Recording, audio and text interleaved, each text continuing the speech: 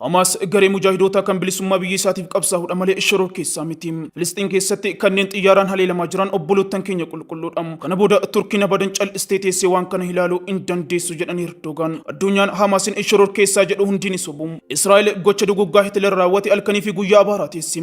Garuu isiin isarra gochuma sana Filisxiin irratti raawwataa jirti. Haasaan pirezidaantii Turkii Recep Tayyip Erdogan Israa'elin hirriba dhorke addunyaa gamaaf gamanaa jidduutti falmii kaaseera. Gama biraatiin hooggantoonni olaanoon Hizbollah Hamasii fi Islaamik Jihaad haala Israa'el irratti gama hundaan injifannoo gonfachuu danda'an irratti mari'ataniiru. Kunis raafama guddaa uumeera. Gabaasa kanneen qindeessinirraa hordofaa.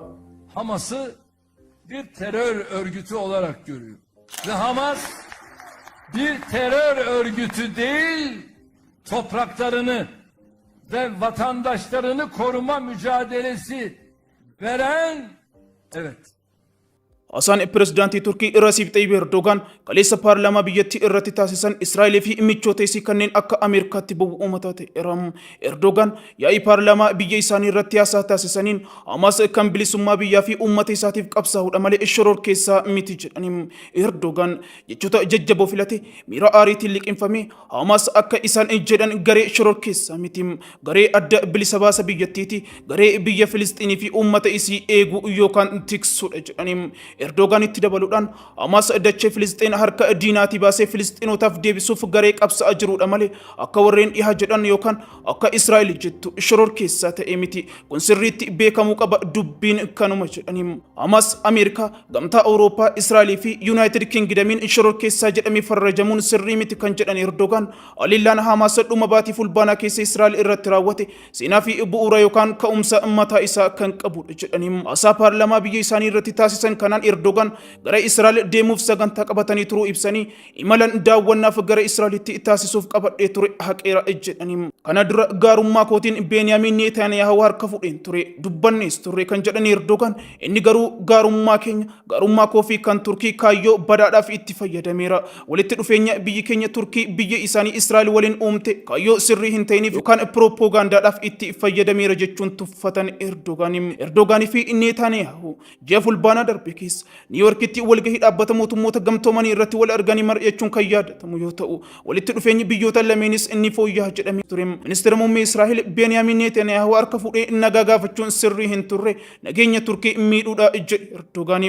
Gochi Israa'el raawwataa jirtu haleellaa isii irratti raawwatameef deebii kennuu osoo hin taane gocha duguggaa sanyiiti kan jedhan Erdogan lammiileen Filisxiin haleellaa samii irraa Israa'el isaan irratti raawwataa jirtuun miidhamaa jiran obbolootan keenya qulqulluudha. Yeroo ammeenyi akka kana isaan irratti raawwatamu cal'isnee ilaaluu hin qabnu jedhanii. Israa'el weerara lafaa Filisxiin irratti geggeessaa jirtuu fi haleellaa lammiilee Filisxiin nagaa irratti raawwataa jirtu daftee dhaabuu qabdi jedhanii. Israa'el halkanii fi guyyaa gocha duguggaa Hitler raawwate abaaraa teessi. Ofii isiitiif garuu har'as gocha duguggaa Hitler raawwate sana raawwataa jirti. Lammiilee nagaa haleellaa jirti. Gocha duguggaa sanyii raawwachaa jirti.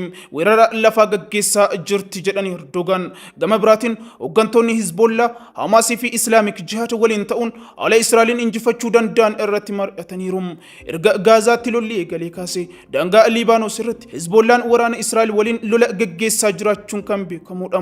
Kanumaanis hooggantoonni olaanoon Hizbollah Hamasii fi Islaamik Jihaad haleellaa Israa'el irratti raawwatanii fi injifannoo gama hunda argamsiisuu irratti marii kan gaggeessan ta'uu Hizbollaan ibsa kaleessa baaseen beeksiseera. Marii guyyaa kaleessaa gaggeeffame kana irratti Hizbollah irraa Sayyid Hassan Nasrallah hoogganaa itti aanaa Hamas Salah al-Aruri akkasumas hoogganaan Islaamik Jihaad Ziyaad al-Nak haala maricha irratti argamuun hooggantoota marii taasisanidha. Erga Hizbollaan waa'ee marii waloo kanaa ilaalchisuun ibsa baasee addunyaan guutuun raafama guddaa keessa galteetti.